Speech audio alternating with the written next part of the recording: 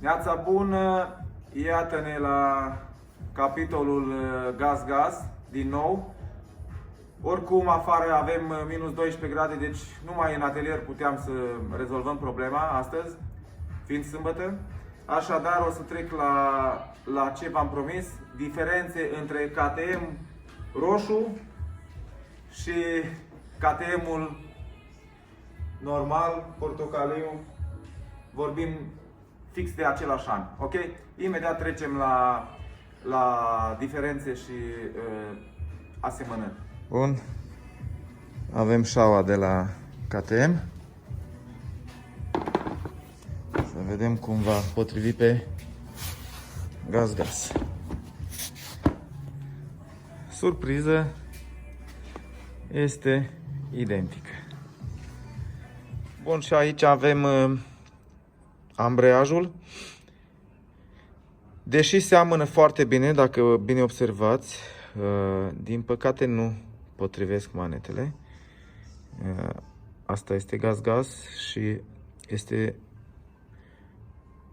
acest unghi mai teșit, să zic așa, deși seamănă 99%. Probabil, dacă s-ar face și aici acel unghi, probabil ar intra.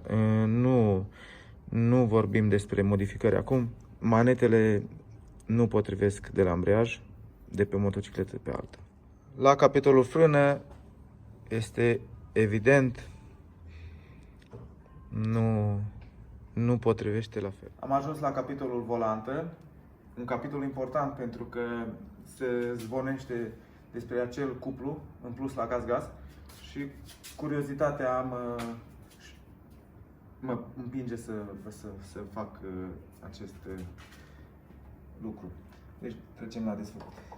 Dar uitați-vă ce este foarte important, gaz-gaz are 795, 680 KTM.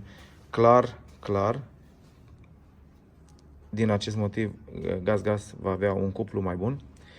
Iar măsurătorile noastre ne arată că este și altă dimensiune, iar aprinderea este diferită față de KTM. Așadar, din punctul ăsta de vedere, este un mare avantaj gaz-gaz. Încă un aspect important, 88,78. Ce am observat ca și diferență, încă o diferență, ăsta este KTM. Uitați-vă la bobinaj, izolație 0 și diametru 88,77. Bănuiala mea este că la gaz-gaz este mai mare, având în vedere că volanta este mărită. Mergem la gaz-gaz. Se poate observa diferența, 93,16.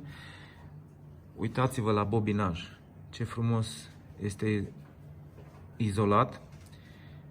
Trecem scurt la capitolul plăcuțe de frână. Să vedem. De frână spate, se poate vedea cu ochiul liber asemănarea. Deci, sunt identice. Asta ar fi o veste bună. Plăcuțe frână față. Altă veste bună. Potrivesc una la una. Iată-ne la finalul emisiunii. Concluzia pe scurt, nu vreau să vă plictisesc. Diferențele sunt mult mai puține, deci o să vă zic doar diferențele între KTM roșu și KTM portocaliu. Plastice nu potrivesc pentru că este alt rezervor, are alte prinderi. Pui rezervor de KTM, poți schimba toate plasticele. Suspensia nu are preload la arc. Jantele sunt de aluminiu, nu sunt vopsite, ceea ce poate fi și un avantaj, că nu se văd zgârieturile de la prima utilizare. Volantă mărită, încărcare mărită la gaz-gaz, deci un avantaj din punctul meu de vedere. Și cam atât. Eu zic că merită diferența de bani. Cu bănuții aia poți să-ți echipezi motocicleta, cu ventilator, handguard-ul și așa, știe toată lumea cu ce se echipează. 100% este o alegere potrivită.